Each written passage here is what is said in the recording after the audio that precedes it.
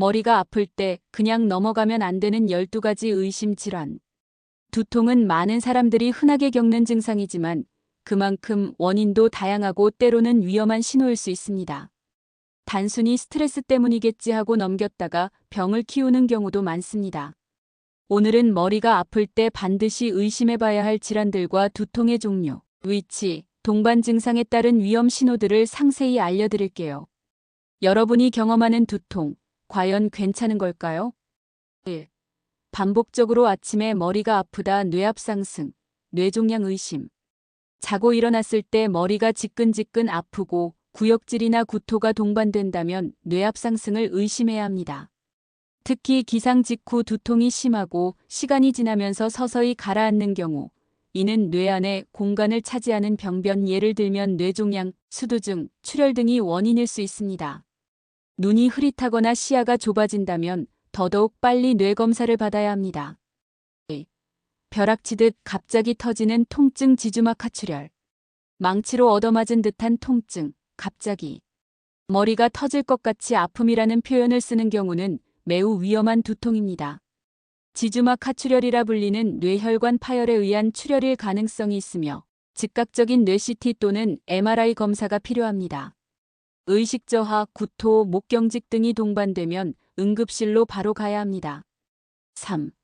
눈 위쪽 한쪽 머리가 아프고 눈이 충혈된다, 군발두통. 군발두통 클러스터 헤데이크는 극심한 통증으로 악명 높습니다. 대부분 한쪽 눈 뒤쪽에서 시작되며 눈물, 콧물, 눈충혈, 눈꺼풀 처짐 등 자율신경계 증상이 동반됩니다. 하루에 몇 차례씩 일정한 시간대에 반복적으로 발생하는 것이 특징입니다. 일반 진통제로는 효과가 없고 산소치료나 전문 약물이 필요합니다. 4. 양쪽 관자놀이가 지끈지끈, 긴장성 두통. 가장 흔한 두통 유형으로 마치 머리에 띠를 두른 것처럼 압박감이 들고 둔한 통증이 나타납니다. 스트레스, 자세 불균형, 수면 부족, 눈의 피로 등이 원인이 되며 하루 종일 지속될 수도 있습니다. 다행히 생명에 위협이 되는 두통은 아니지만 삶의 질을 많이 떨어뜨리는 편입니다. 5. 욱신거리는 박동성 통증, 편두통. 편두통 MIGRAI 니은주로 머리 한쪽이 욱신거리며 맥박 뛰듯이 아프고 일상생활이 어려울 정도의 통증을 유발합니다. 빛이나 소리에 예민해지고 구토, 어지럼증이 동반될 수 있습니다. 일부 환자들은 시야에 번쩍이는 빛이 보이거나 말이 어눌해지는 전조 증상을 겪기도 합니다. 정확한 약물 치료로 조절이 가능하므로 단순 진통제로 넘기지 말고 전문 진료를 받아야 합니다. 6.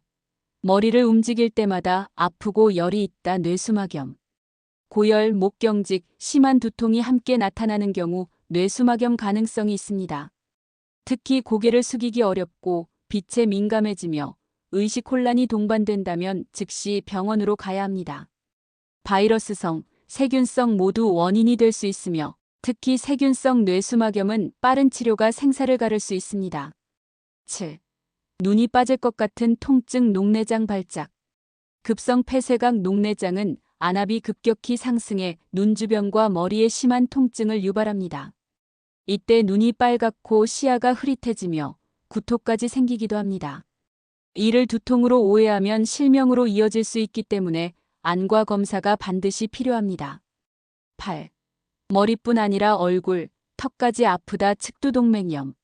50세 이상에서 발생하는 측두동맥염 템퍼럴 ARTERITIS는 측두부, 즉 관자놀이 부위에 박동성 통증이 나타나고 턱이 아픈 턱절통이 함께 동반됩니다. 시력 저하나 이중시야도 나타날 수 있습니다. 조기에 스테로이드 치료를 받지 않으면 영구적 실명이 발생할 수 있어 매우 중요합니다. 9. 생리 전후에 심해지는 두통, 호르몬성 편두통. 여성의 경우 생리 전후, 배란기 등 특정 시기에만 두통이 반복된다면 호르몬 변화에 의한 편두통일 수 있습니다. 에스트로겐의 변동과 관련이 있으며 특히 피임약 복용 시 악화되기도 합니다. 이 경우에는 호르몬 주기와 두통의 연관성을 기록해 전문 상담을 받는 것이 좋습니다. 10. 오래 앉아 있다가 갑자기 아픈 두통, 경추성 두통. 목과 어깨 근육이 뭉치고 머리 뒷부분에서 통증이 시작된다면 경추성 두통을 의심할 수 있습니다.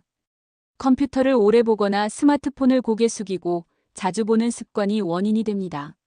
목 디스크, 거북목 증후군과도 관련이 있습니다.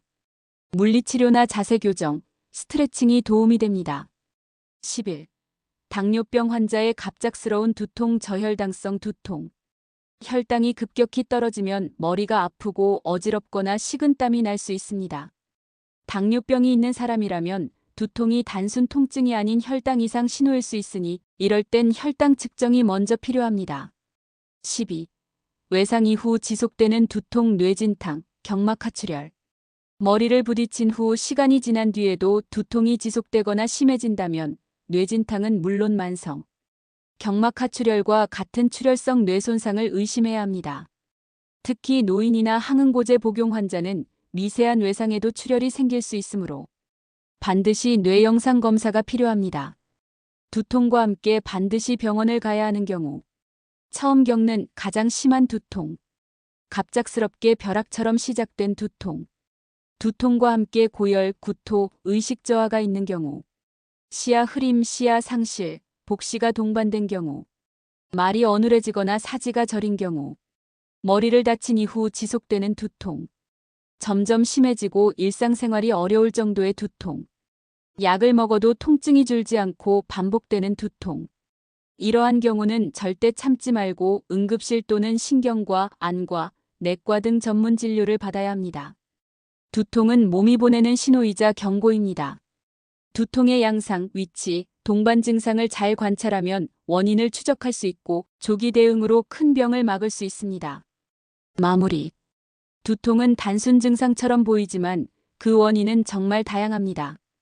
흔한 두통부터 생명을 위협하는 치명적 질환까지 모두 그 시작은 머리가 아프다는 신호로 나타나기 때문입니다. 중요한 것은 두통의 패턴을 파악하고 필요할 때는 망설이지 않고 진료를 받는 것입니다. 몸이 보내는 신호를 무시하지 마세요. 단순한 통증 뒤에 숨어 있는 병은 발견이 빠를수록 치료도 쉽습니다.